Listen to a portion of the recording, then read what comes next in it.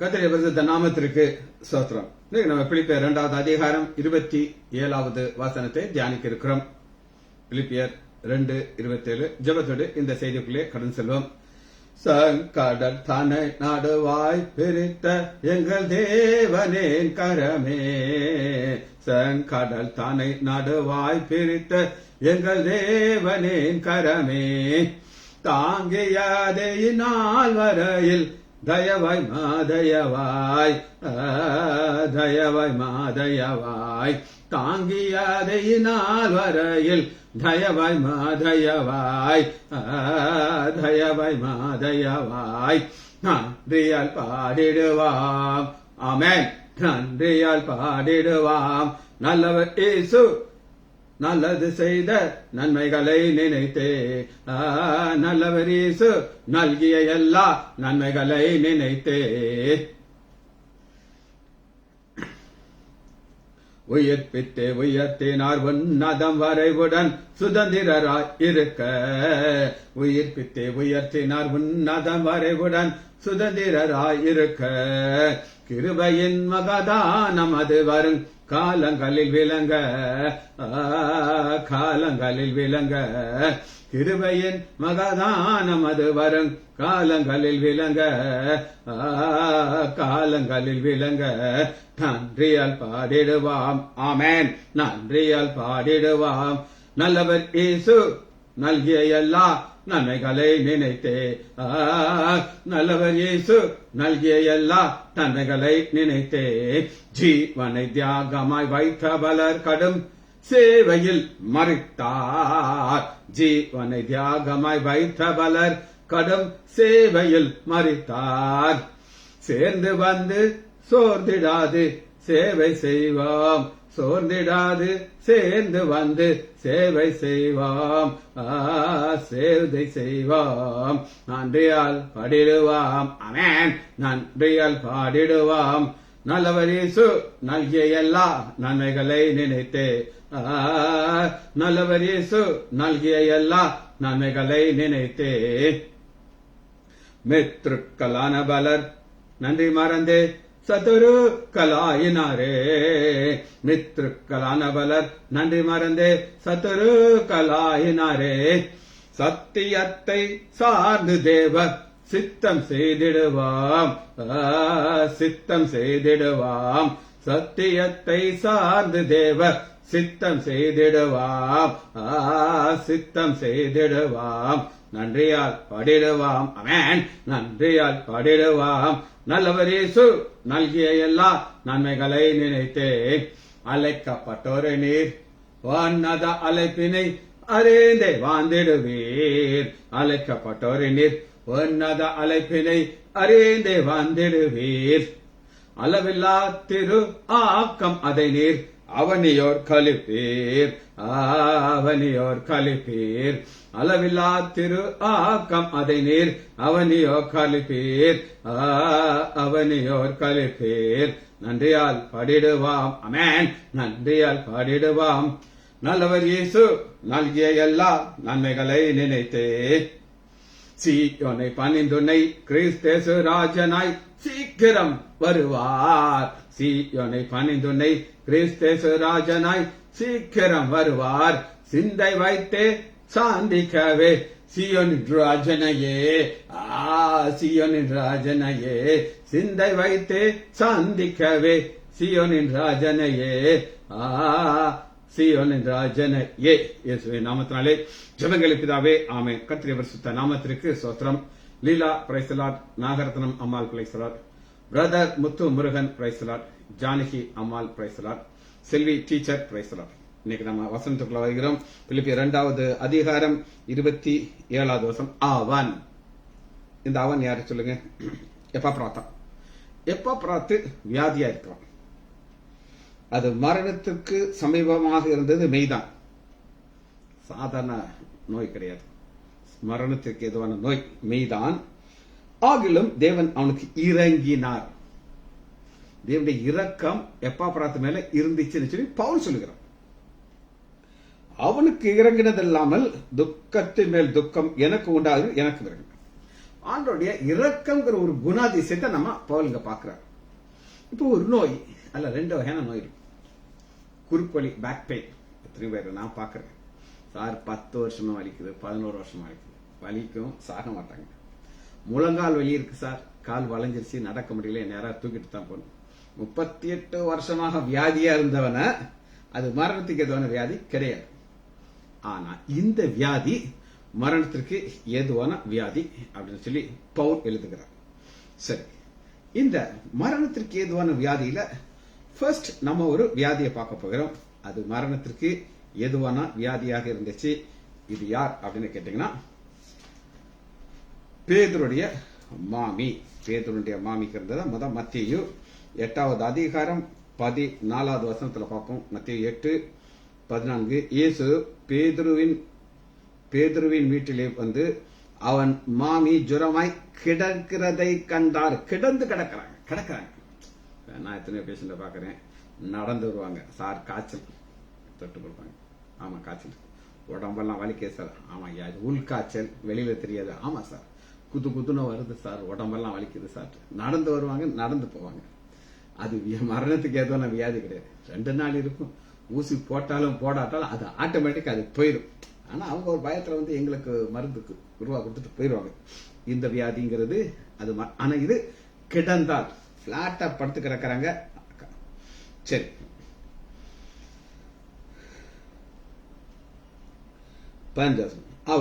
அவள் கையை தொட்ட உடனே தொட்டார். அவளை தொட்டார்னு சொல்லி மத்த எழுதுறாரு. ஆனா டாக்டர் லூக்கா, யாருங்க டாக்டர் லூக்கா என்ன சொல்லுகிறார் அப்படின்னு, சரி, மார்க் 1வது அதிகாரத்துல மார்க் எப்படி அதை சொல்லுகிறார் அப்படின்னு நம்ம பார்க்க போறோம். மார்க் 1வது அதிகாரம் 30வது வசனம் 1:30.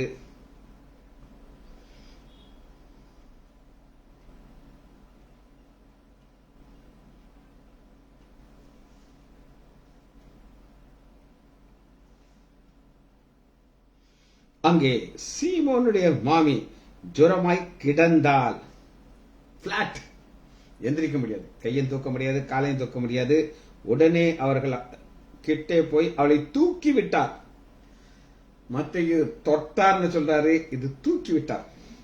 2 பேருமே ஜுரம் அப்படின்னு நான் சொல்றேன். மத்தேயு காய்ச்சல்ங்கிறாரு, மார்க்கும் காய்ச்சல்ங்கிறாரு. ஆனா டாக்டர் லூக்கா அவரு டாக்டர்னால அவர் இன்னும் ரொம்ப ஸ்பெசிபிக்கா பேசுவார். பாப்போமா, 4வது அதிகாரம் 30வது வசனம்.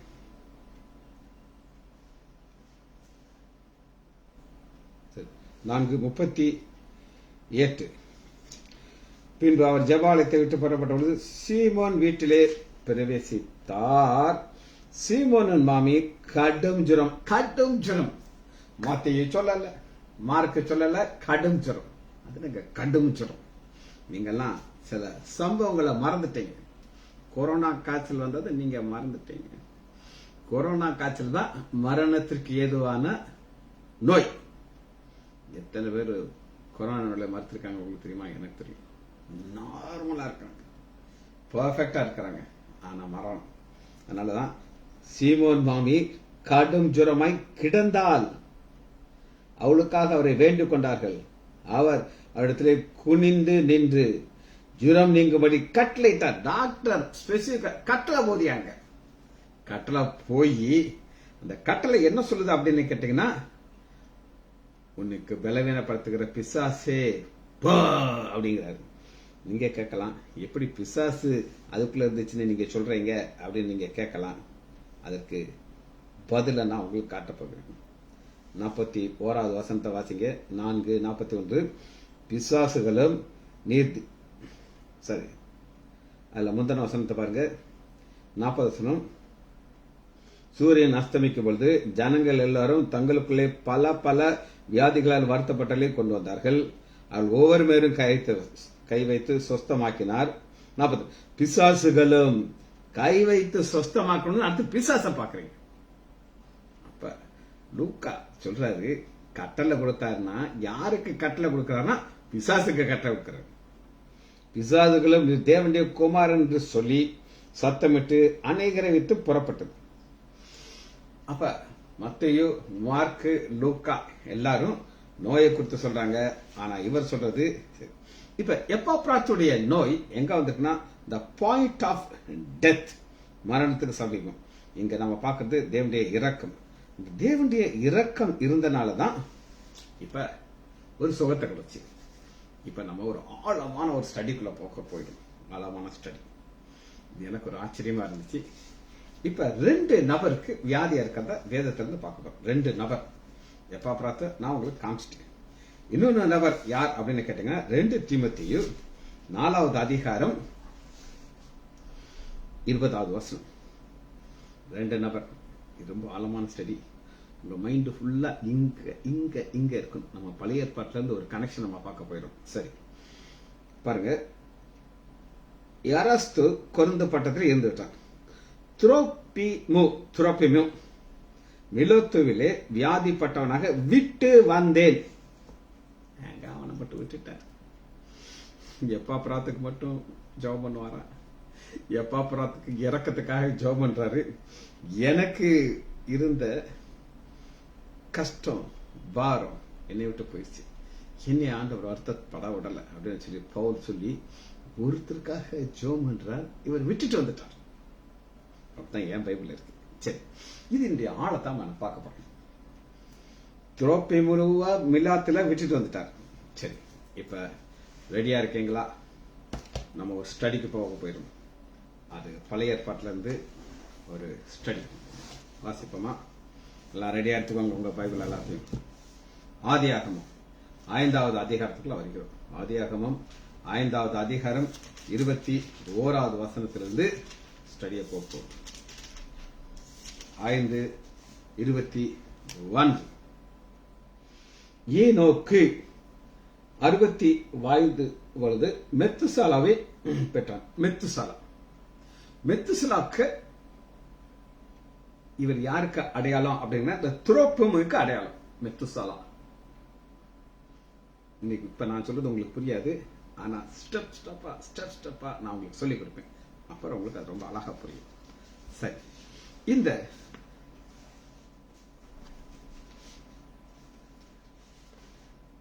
மெத்துசாலா ஒரு ஸ்பெஷல் மனுஷன்.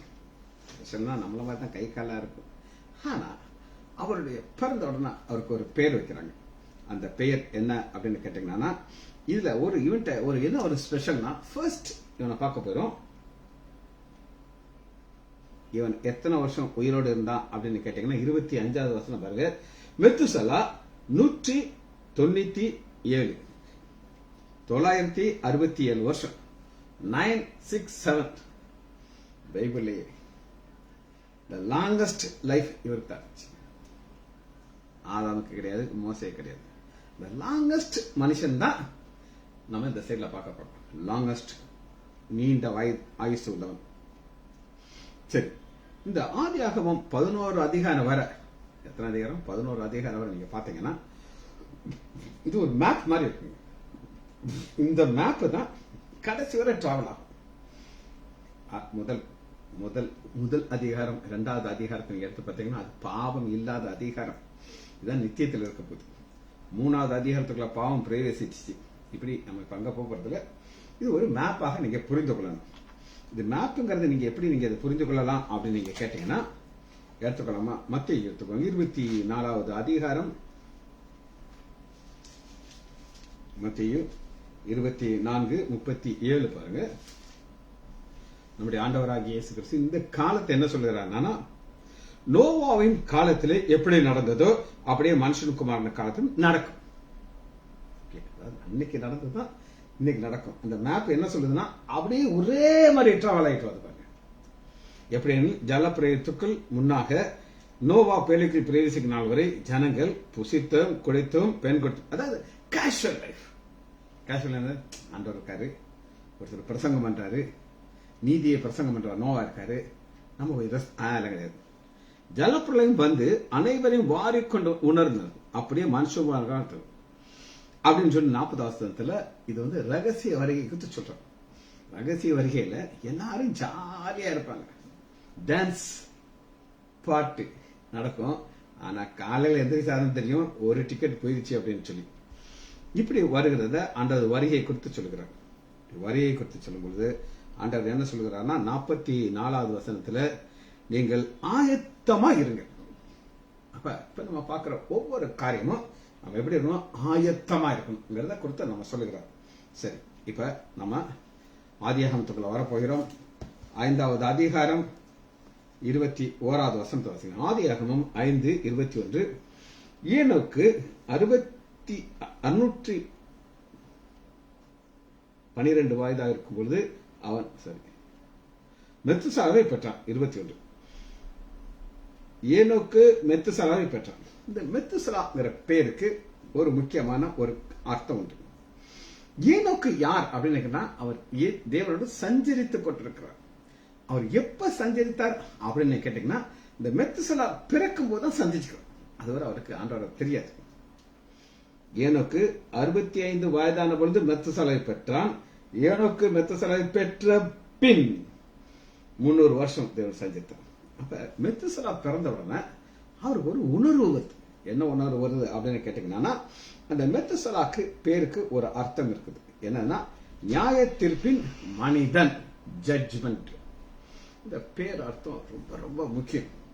அது மாத்திரம் கிடையாது, மெத்துசலாங்கிற வார்த்தைக்கு என்ன அர்த்தம் அப்படின்னு கேட்டானா அவன் போகும்பொழுது அது நடக்கும். நல்லா எழுதிக்கோங்க, ரொம்ப ஆழமான சத்தியம், புரிஞ்சு கொள்றதுக்கு கஷ்டம், புரிஞ்சுக்கிட்டீங்கன்னா பெரிய சந்தோஷம் கிடைக்கும்.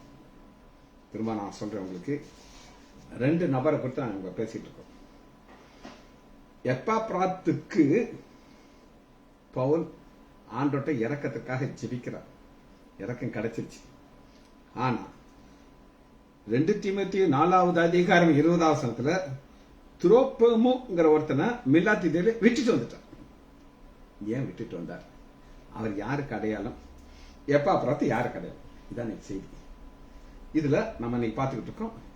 இந்த மெத்துசலா பேருக்கு அர்த்தம் என்ன அப்படின்னு கேட்டீங்கன்னா அவன் வரும்பொழுது அது நடக்கும். எது நடக்கும்? ஜட்ஜ்மெண்ட் நடக்கும். எப்படி ஜட்ஜ்மெண்ட் நடக்கும் அப்படின்னு நீங்க கேட்டீங்கன்னா இது நம்ம பார்க்க போகிறோம். இந்த நபருடைய பேரை புரிந்து கொண்ட நபர் யார் அப்படின்னு கேட்டீங்கன்னா ஏனோக்கு. யூதா எடுத்துக்கொள்வோம். என்ன நடக்கும்ங்கிறத நம்ம யூதால பார்க்க போகிறோம். யூதா 14வது வசனத்துக்குள்ள வருவோம்.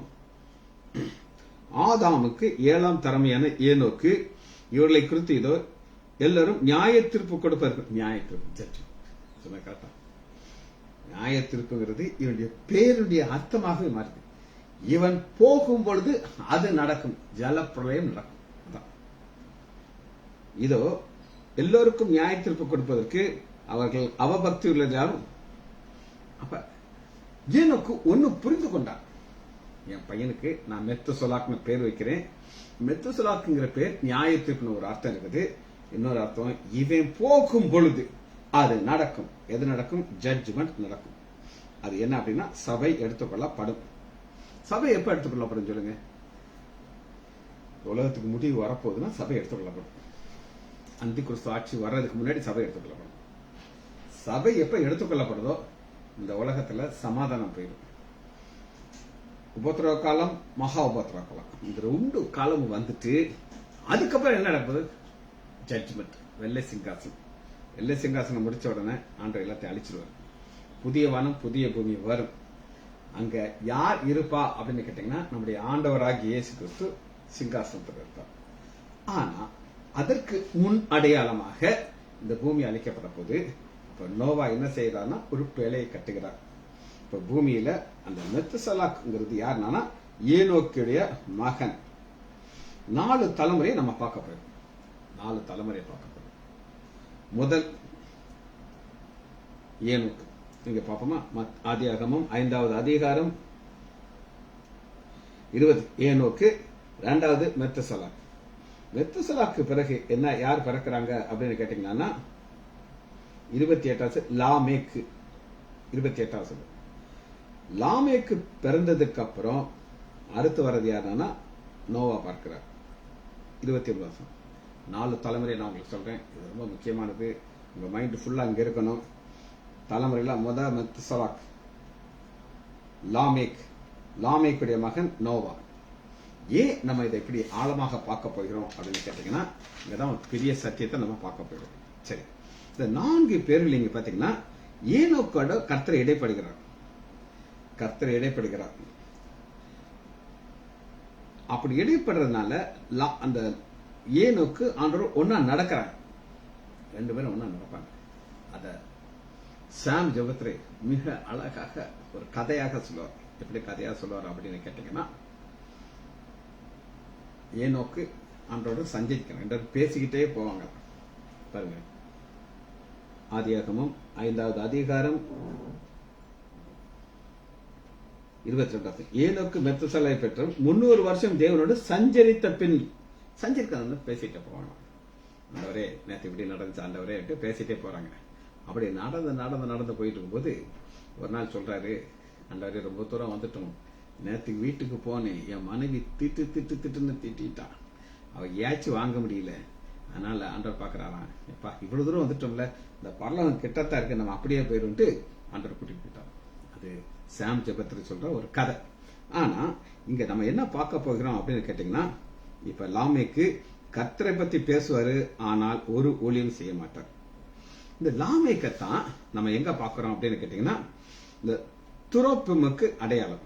இந்த மிலாத்துல ஏன் வியாதிப்பட்டு விட்டுட்டு வந்துட்டார் அப்படின்னு கேட்டீங்கன்னா, இந்த லாமேக்கு ஊழியம் செய்ய மாட்டார். ஊழியம் செய்யாதனால என்ன செஞ்சாரு, ஆண்டவர் அங்கேயே விட்டுட்டு வந்துட்டார். ஆனா எப்பாப்ராத் குறித்து நான் உங்களுக்கு சொல்லியிருக்கேன். அவர் நல்ல ஒரு பிரேயர் வாரியர். அவர் ரொம்ப பாரம் வந்துருச்சு அப்படின்னு நோய், போன வாரம் நேற்று செய்தாதான், நோயினால அவருக்கு கவலை. என்ன கவலைன்னா, ஐயோ நான் பிலிப்பு சபைக்கு போக முடியலையே. அந்த அளவு அவர் ஒரு க்ளோஸ் ரிலேஷன் இருந்துச்சு. அதனாலதான் அவருடைய இருதயமும் நம்முடைய ஆண்டோடைய இருதயம் சேமா இருந்துச்சுன்னு நம்ம பார்த்தோம். வியாகுலப்படுறாரு. அந்த ஒரு வியாகுலம் இருந்த மனிதனை ஆண்டவர் சுகத்தை கொடுக்கிறார், இரக்கத்தை கொடுத்த சுகத்தை கொடுக்கிறார். ஆனா இவரு பிரச்சனையே கிடையாது. இவர் நல்லாவே ஜாலியா வாழ்த்துட்டு இருக்காரு. உலகம் அழியும்னு சொல்லி யார் சொல்லிட்டு இருக்கா அப்படின்னு கேட்டீங்கன்னா, யார் என்ன சொன்னாலும் அதை கண்டுக்கிடவே மாட்டார். 22வது வசனம், ஆதியாகமம் 5:22. ஏனோக்கு மெத்துசலாவை பெற்ற பெண். ஏனோக்கு என்ன சொல்லிக் கொண்டிருக்கிறார், தேவனோடு சஞ்சரித்துக் கொண்டு 2 பேரும் ஒரே வாழ்க்கை வாழ்றாங்க. அதை பார்த்த இந்த லாமைக்கு கொஞ்சம் கூட ஆண்டவரோடு இடைப்படணும், நம்மளும் அவரை போல ஆறணும் நினைக்க மாட்டேங்க. ஒரு குடும்பத்துல அப்பா எவ்வளவு தூரத்துக்கு ஆண்டவருக்குள்ள இருக்காரோ அந்த அளவு பிள்ளைகளுக்கு ஒரு ஆசை வரணும். ஆனா வருதா அப்படின்னு கேட்டீங்கன்னா அது வராது. அது அவங்களுக்கு ஆண்டவர் கொடுக்கிற கிருபை. சரி, இந்த மெத்துசலாக் 609 வருஷம் பூமியில இருக்கிறாரு. அப்ப என்ன நடக்குது அப்படின்னு கேட்டீங்கன்னா, நோவா பேழையை கட்டுறாரா. இவருக்கு அடுத்த ஜெனரேஷன் தான் நோவா. பாருங்க, கர்த்தர் லாமேக்கை பெறாரு 28. அடுத்து யார் வராதுங்க, நோவா பேழையை கட்டும் பொழுது இவர் என்ன செய்யறாரு, கண்டுக்கிடவே மாட்டேங்கிறாரு. ஒரு காரியம் கண்டுபிடி, நோவா 500 வயதாகும் பொழுதுதான் பேழையை கட்டார். இவர் உயிரோடு இருக்கிறார். இவர் என்ன சொல்லிருக்கணும், எங்க முப்பாட்டன் ஏனோக்கு ஆண்டவரோடு சஞ்சித்தார், என்னுடைய அடுத்த ஜெனரேஷன் என் பேரன் என்ன செய்யறான், பேழையை கட்டினான். நான் இதுல ஒரு என்னுடைய இன்வால்மெண்ட், என்னுடைய ஒரு போர்ஷனை நான் செய்யணும் அப்படிங்கிற ஒரு வார்த்தை கிடையாது. இந்த ஒரு நிர்விசாரமான வாழ்க்கையை வாழ்றாரு. அப்படி நிர்விசாரமான வாழ்க்கையை வாழும் பொழுது ஆண்டவர் இவர் எப்படி எதற்கு அடையாளமாக வைத்திருக்கிறார் அப்படின்னு நீங்க கேட்டீங்கன்னா, 2 தீமோத்தேயு 4வது அதிகாரம் 20 துரோப்போமி இவர் மிலாத்துல வியாதிப்பட்டு விட்டுட்டு வந்துட்டார். ஆனா எப்பாப்ராத் ஆண்டவர், அந்த வசனம் திரும்ப வாசிப்பாங்க, எப்பாப்ராத்துக்கு ஆண்டவர் எப்படி ஆசீர்வதித்தார் அப்படின்னு கேட்டீங்கன்னா, பிலிப்பியர் 2வது அதிகாரம் 27 வசனம், அவன் வியாதிப்பட்டு மரணத்துக்கு சமீபத்து மெய்தான், ஆகிலும் தேவன் அவனில் இறக்கப்பட்டார்.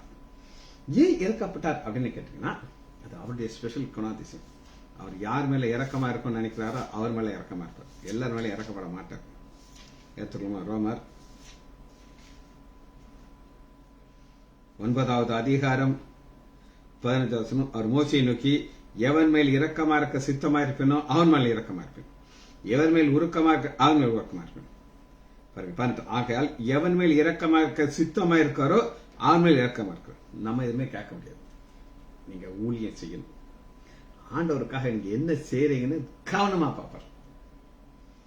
பார்த்து இந்த செய்தி எனக்கு காலையில தான் கிடைச்சிச்சு, நேற்று காலையில கிடைச்சிச்சு. கடை ஆவியானவர் சொல்றதெல்லாம் எழுதி வச்சு உங்களுக்கு நான் சொல்லிட்டேன். ஆண்டவர் என் மேல இரக்கமா இருக்கிறார். நீங்க எவ்வளவு தூரத்துக்கு ஆண்டவருக்காக வைராக்கியமா இருக்கேன்னு சொல்லி ஆண்டவர் கவனமா பார்க்கிறார். இந்த கவனமா பார்த்து ஒவ்வொரு நாளும் இந்த அவள் லேச அந்த பேழையை கட்டியிருப்பார் நினைக்கிறீங்களா? அவருக்கு காசு எங்க இருந்திருக்குன்னு நினைக்கிறீங்க? மருமகட்டு இருந்த காசு இருந்திருக்கும், டௌரி பணம் நான் நினைக்கிறேன், பைபிள் இல்லை. ஆனா ஜோடி ஜோடியாக ரெண்டா உள்ள போகிறத இந்த லாமைக்கு பார்த்துட்டு இருக்கார். உள்ளுக்குள்ள சிரிச்சிருப்பார். எங்க தாத்தா முப்பாட்டன் ஒரு லூசுனா இவனு லூசா இருக்கான் ஐயா அப்படின்னு நினைச்சிருப்பாரு. ஆனா அவர் ஏனோக்கு எடுத்துக்கொள்ளப்பட்டது தெரிஞ்சு அவருக்கு நல்லா தெரியும். ஆனாலும் ஆண்டவரோட ஒரு ஐக்கியம் இல்லாத ஒரு மனிதனாக இருந்தார். இந்த நோவாவை குறித்து நீங்க வேதத்திலிருந்து பாத்தீங்கன்னா, நோவா யார் அப்படின்னு கேட்டீங்கன்னா, 2 பேதுரு 2வது அதிகாரம் 5வது வசனம், நீதியை பிரசங்கித்தானாகிய நோவா. நீதியை பிரசங்கிக்கிறது இவருக்கு கேட்டிருக்காரு. நீதியை பிரசங்கிக்கிறாரு, பிரசங்கம் பண்றாரு. அப்ப இந்த லாமைக்கு என்ன நினைச்சிருப்பாரு அப்படின்னு கேட்டீங்கன்னா, லூசு லூசு பைத்தியக்காரன் நினைச்சிருப்பாரு. ஆனா ஆண்டவர் இவரை கண்டுக்கிடவே இல்லை. ஒரு பாரம் இல்ல, ஒரு விஷன் இல்லை. இப்ப பாத்தீங்கன்னா இன்னைக்கு உள்ளதை நான் உங்களுக்கு கனெக்ட் பண்ணி காட்டுறேன். எத்தனையோ சபைகள் இருக்கு, எத்தனையோ பெரிய பெரிய ஊழியங்கள் இருக்கு. அந்த சபையில உள்ள பாஸ்டர் என்ன செய்வார் அப்படின்னு கேட்டீங்கன்னா, இந்த சபை என் பையனுக்கு தான் போகும், பையனுக்கு அபிஷேகம் இருக்காது, அழைப்பு இருக்காது. எனக்கு ஹைதராபாத்ல ஒரு சபையில ஒரு பாஸ்டர் கொடுத்து நல்லா தெரியும். அவர் ரொம்ப அருமையான பாஸ்டர், நான் அவரை பார்த்திருக்கேன், பேசியிருக்கேன். ஆனா எப்ப அவர் பையன் இந்த ஊழியத்துக்கு அவர் ஆசைப்பட்டு பையனை ஃபாரினுக்கு அனுப்புனார் படிக்கிறது, ட்ரைனிங். இல்ல தப்பு கிடையாது, நான் இல்லைன்னு சொல்ல மாட்டேன். ஆனா அவனுக்கு ரொம்ப கிரேஸ் என்னன்னா, ஃபாரின் கார்ல வருவார், புதுசா கார் மாற்றுவார். இந்த காருக்கெல்லாம் பணம் எங்க இருந்து வந்துச்சுன்னு நினைக்கிறீங்க? ஊழியத்தின் பணம். ஒரு காரை விற்பாரு, ஒரு கார் வாங்குவாரு. அன்னையில இருந்து அந்த பாஸ்போர்ட் அழைப்பு மாறிடுச்சு.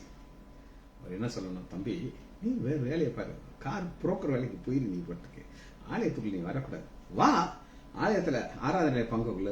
ஆனா ஆண்டவர் உனக்கு இந்த ஊழியத்தை கொடுக்கல, அதான் நான் கொடுக்க மாட்டேன் அப்படின்ட்டு. ஆனா கம்ப்ளீட்டா தலைகீழா மாறிடுச்சு. பைபிள் காலேஜுக்கு படிச்சுட்டு வந்தாச்சுன்னா அவங்க ஃபிட் அப்படின்னு. நான் எந்த காலேஜுக்கு நான் போனது கிடையாது. மெடிக்கல் காலேஜுக்கு போனேன், ஆர்த்தோபெடிக் டிஆர்த்தோ படிச்சேன், இல்லை நான் சொல்ல மாட்டேன். ஆனா பைபிள் காலேஜ் எங்கனக்குள்ள இருக்குன்னு எனக்கு தெரியாது. இன்னைக்கு அந்த பைபிள் காலேஜுக்குள்ள போறதுக்கு எவ்வளவு மக்கள் சண்டை போட்டுட்டு உள்ள போக பாக்குறாங்க. ஆனா உங்களுக்கு அழைப்பு இருக்கணும். அழைப்பு இருந்துச்சுன்னா நீங்க வருகையில காணப்படுவீங்க, இல்லைன்னா ஆண்டவன் சேவரை விட்டுவார். அநேகருடைய ஊழியம் அவருடைய பிள்ளைகளுக்கு கொடுக்காதபடி ஆண்டவர் செய்துட்டார். 1 சாமுவேல் 3வது அதிகாரம் 13வது வசனத்துல ஏலியுடைய ஊழியம் பசங்களுக்கு வரல, சாபத்தான் வந்துச்சு. 1 சாமுவேல் 3:13, 1 சாமுவேல் 8:5 சாமுவேலுடைய ஊழியம் பிள்ளைகளுக்கு கிடைக்கல, பிள்ளைகளுக்கு வராம, அதனால சாபம் தான் வந்துச்சு. கேட்டுக்கோங்க, இது பரம்பரை தொழில் கிடையாது. எங்க ஆஸ்பத்திரி எங்க அப்பா ஆரம்பிச்சாரு, நாங்க 3 பசங்களை நடத்துறோம். இது ஊழியமே கிடையாது, இது பிசினஸ், 100% பிசினஸ். வீல உட்கார்ந்தா பேஷண்ட் கடகடன் வருவாங்க, எங்க அப்பா பேரை சொல்லி வர்றாங்க. நாங்க அந்த பேரை வச்சு நடத்த முடியாது, நாங்க ப்ரூஃப் பண்ணணும். இல்லை, இது ஒரு பிசினஸ் தொழில். ஒரு ஃபேக்டரி இருக்கா, அப்பா தொழில பிள்ளைகளுக்கு செய்யட்டும், ஒன்றும் பிரச்சனை இல்லை. ஆனா ஊழியம் அப்படி கிடையாது. இன்னைக்கு ஒரு மனிதன் நம்ம காட்டுறவங்களுக்கு, லாமேக்கு ஆண்டுடைய காரியத்தை செய்யவே இல்லை. அதனால அப்பாவுடைய இதுல இருந்து நிறைய தான் ஆண்டு வர அந்த அழிச்சு போட்டுருவார். எப்படி அழிச்சு போட்டாரு மட்டும் நான் காமிச்சிட்டு இந்த செய்தியை முடிக்க போயிடும். ஆதியாகமம் 26வது அதிகாரம்.